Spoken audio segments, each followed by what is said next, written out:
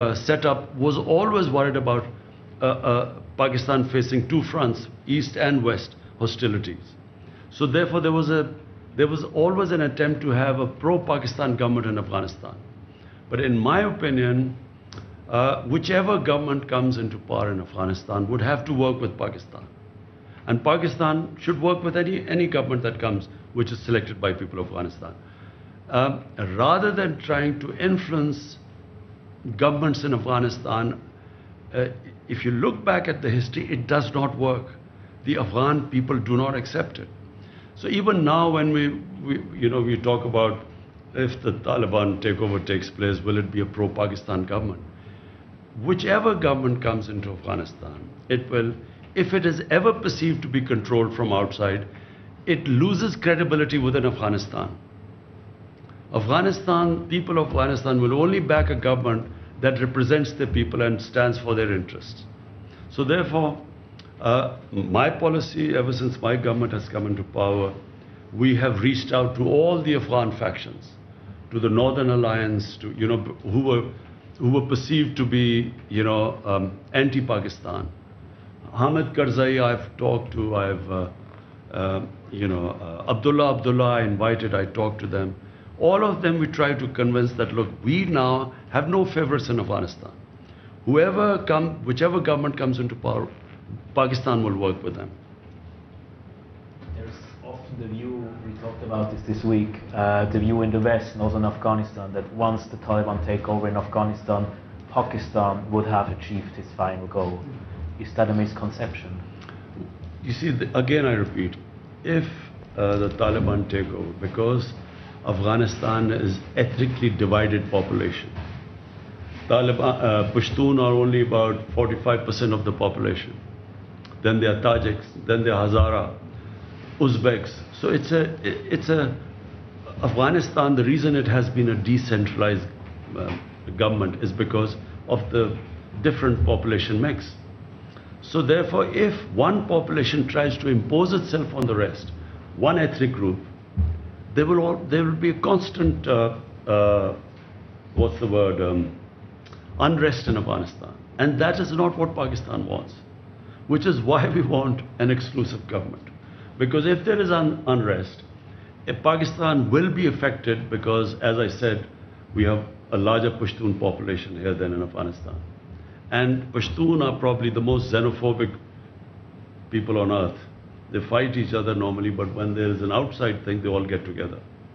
And so it affects. So Pakistan got sucked into Afghanistan after 2001 when we sided with the American supposedly war on terror, but this converted into something else. And we had a civil war in our tribal areas. And that was the main reason. We had two reasons why Pakistan lost 70,000 people by joining the Americans.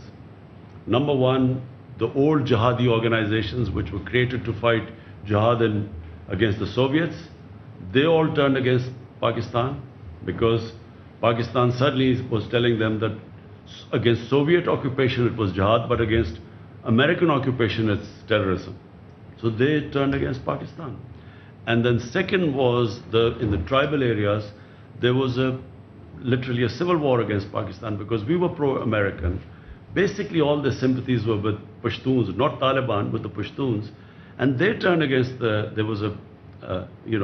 as I said, half the population was internally displaced of the tribal areas, which still is recovering from the devastation.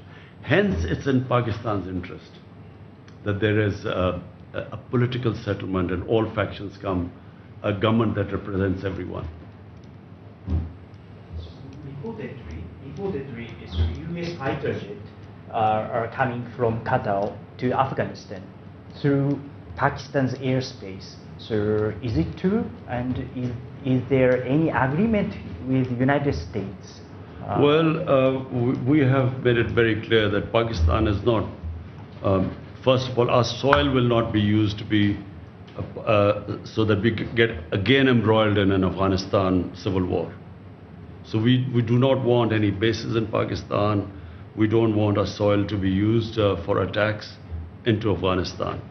And as far as I know, that after 31st, the Americans are going to stop all sorts of even air attacks on Afghanistan. One last question. So the two main players in Afghanistan and its solution are the United States and Pakistan. The heads of the two governments have not spoken yet. I want to know the state of relations between your government and President Joe Biden's government on Afghanistan, and moving forward, do you think that Pakistan is going to be scapegoated?